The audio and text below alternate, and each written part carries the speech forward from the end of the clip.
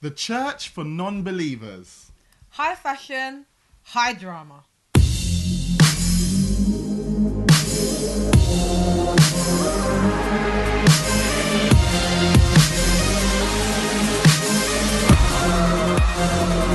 Hello and welcome to the IN2G show. I'm Luke White. And I'm Sunshine. And today we have two fantastic stories for you. First up we have... High drama, high fashion. We're looking at John Galliano. Now, you might know him as the fashion designer. You're probably wondering where I'm going with this one. But he's a fashion designer who was the head of Dior, and he's been the head of a lot of things in his past career.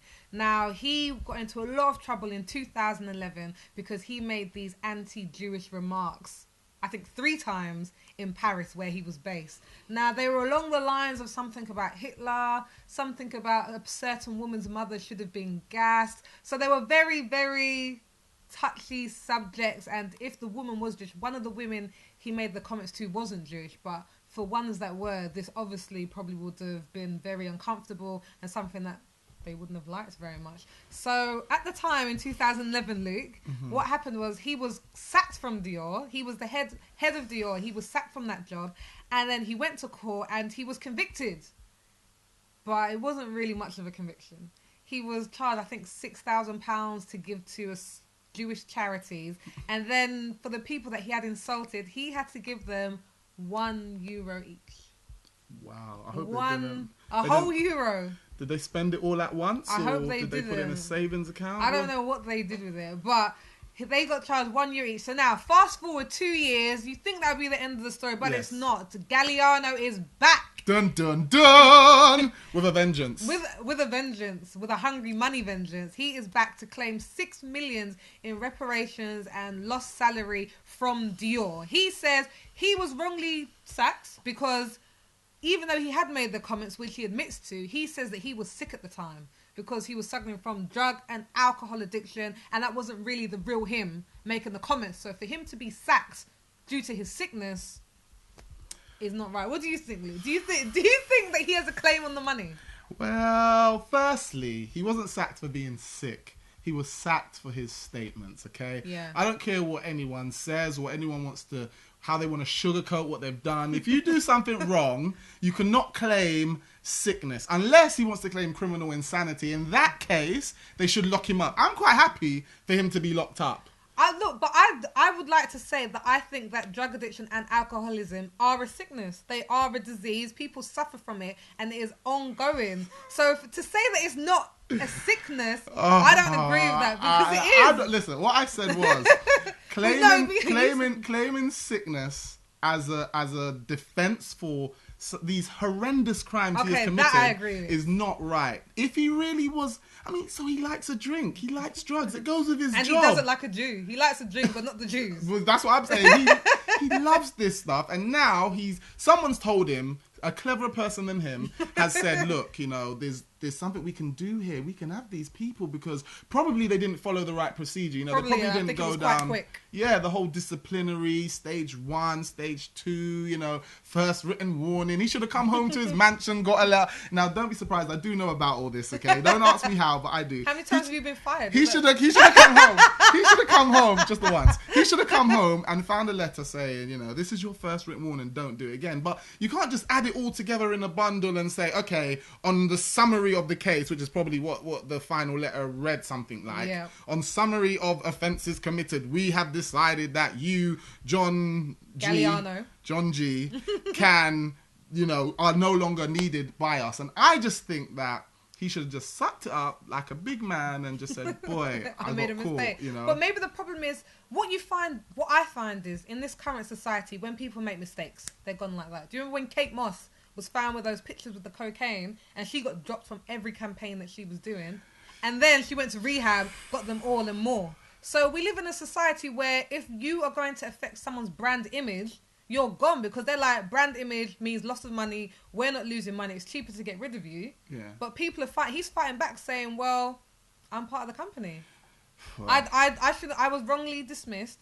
And I want a bit of that cake, a 6 million slice of the cake. Well, even though he only paid £6,000, which I have a problem with. Listen, if he gets the £6 million, all I say is he should have to divide that 6 million amongst those people who were offended in that cafe back in 2010. Then I will be happy. But he personally should not see a penny of this money. Please. I don't think so. I think it's because probably he hasn't got any of the jobs since then. You haven't heard anything about him, and I think he's trying to get his name back in the papers and maybe get a job back. But what do you think? Do you think that he deserves a claim to the money? Do you think that he should be forgiven for the comments he made? He made them a couple of years ago. He was suffering from addiction. Do you think that he has a right to kind of get a bit of mercy, get a bit of money? Or do you think that his statements were absolutely disgusting? When he goes to court the next time, they should slap him and say, listen, you're just ridiculous. Either just take this case and go home, or we can lock you up begging for money outside the Louvre. In a mental institution. Or he can go to a mental institution for criminal insanity. I think those should be his two options. But what do you think? Let us know. Subscribe to our YouTube channel. Tweet us on at IN2G, or come onto our Facebook page. Yep. And have a look at and leave your comments below and let us know what you think. For our next story, we're very close to home. We're in fact in North London. We're a community of non-believers. Yes, you heard me right. A community of non-believers have decided to join together on Sunday mornings to share their non-beliefs. Non-beliefs. I know this sounds like something out of a sketch show, but let me tell you this. This is really happening. It could be out of a sketch show because the two people who set it up are actually comedians. I kid you not. You're lying. Boom, boom, boom. No, but they are actually comedians who set up this community. Well, then atheist church. That makes complete sense, because I personally think this is a joke. Okay, they come together on a Sunday morning and they sing Queen songs and Stevie Wonder songs. They have readings from Alice in Wonderland. They have presentations from scientists. And then they have a 2-minute silence where they are asked to close their eyes and to think about the kind of good things and blessings in their life. Which all sounds very church-like to me. It does. A lot of the people, as they had 300 people in this congregation. On their second one. 300 people. 300. That is nearly as much as my home church. I think the most embarrassing thing about it is that right adjacent to it is a church with about 10 people. No! You're lying! There is actually a video snippet inside the church, and there's about 10 people from an African denomination singing their songs, and then you have the church across the road out singing them with Stevie Wonder song. I don't even know a Stevie Wonder song. Give me a Stevie Wonder song. Come on. Isn't she lovely? I'm not gonna say. I can't say. I'm gonna embarrass myself. Listen, let me tell you this. Yeah? I think what's gonna happen next week, though. I believe those 10. They're going to be converted. To the atheist They're going to join the non-believer church. They're going to have 310 members next week. But that's the thing, though. Before the church was finished, a man had to get there an hour early to make sure he got a seat. They were queuing. The video shows them queuing outside of the church to get in. And I use the word church loosely because obviously a church is a coming together of people who have a common faith. And these people will say, we have no God. In fact, they call it a godless community for the people. But the thing, as crazy as it sounds, as mad as it sounds, I actually think there are some lessons in it for the church. And what would they be, Sunshine? Number one lesson, which I think is something that people said that they're really getting from this community, is community. They're saying that they like the fact of coming together with other people and spending time together, because some of the people who are a part of it used to go to church. So they're saying it's like church, but without the terrible dogma. Yeah, but now, listen. I don't agree. Look, I don't agree with that. I know you're brimming. He's brimming to say something. Listen, let me finish on my one point. Go ahead. But I think that there is a basic need for people to come together and spend time together. And if we look at the early church, it was a coming together of like-minded people encouraging each other, but in Christ. But I think that there is a need inside of them that God has created to kind of commune together, to spend time together, to kind of reflect. But somewhere along the line, they've just got it misconstrued, and they're like, oh, it's nothing to do with God. But why would you get out of your bed early on a Sunday just to spend time with other people? Because you may believe that there is an innate thing in all of us that we love community, like that film I, Robot, where even the robots, I think Will Smith starts seeing that even the robots start group together in dangerous situations. Yeah, or group together. They're all abandoned and they just naturally gravitate to each other. I think as humans we do have that innate kind of need, but of course they would argue that it's just we've just evolved into that state. Yeah. But I think the interesting thing for me personally, and the problem that they're going to have in the not too distant future, is this: in a Christian community, when issues happen, at least you've got someone being able to say, well, you know, WWJD, what would Jesus do? Or something to kind of cling on to. When beef happens in this community, people are going to be reaching for the machete. Reaching. Could you explain what a machete is? A machete is a long type of curve. In fact, it'd probably be the 10 members from the African church who will come across with their machete from back home. Oh my days! I can't believe you said that. Not just machetes, okay, guns, whatever you want to call it. But the point is, there's nothing that they will hold on to that could possibly keep that community together. They'll be fighting, they'll be punching, they'll be cursing, they'll be kicking, they'll be like WWF church up in there.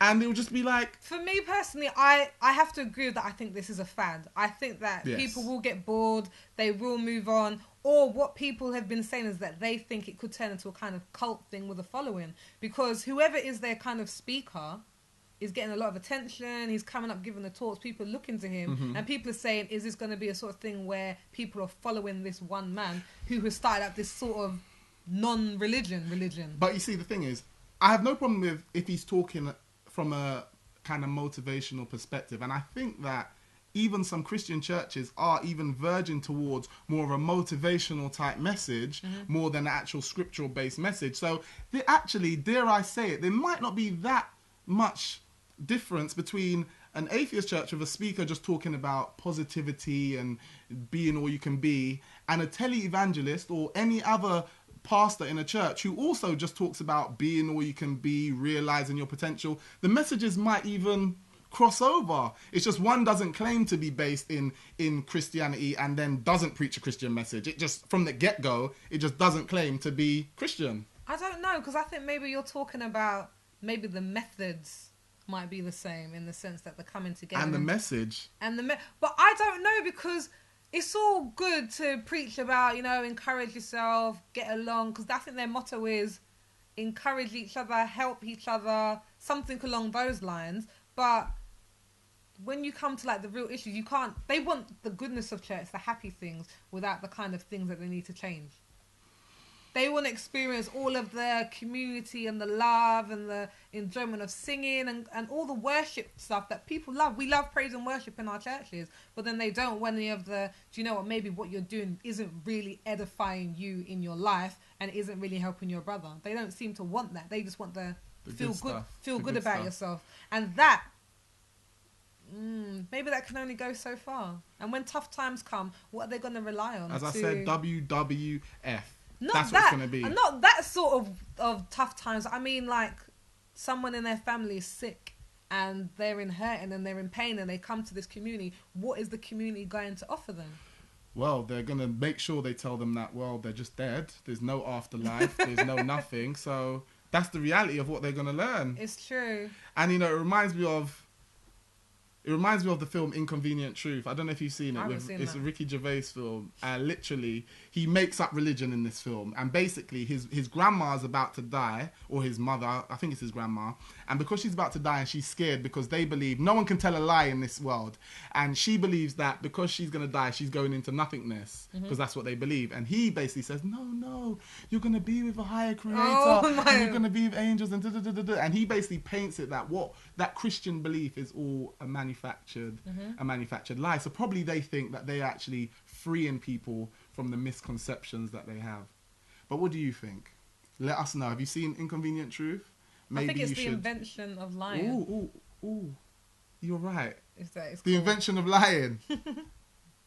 Tell us what you think if you've seen it. Tweet us at IN2G. Subscribe to our YouTube channel or join us on Facebook and let us know what you think.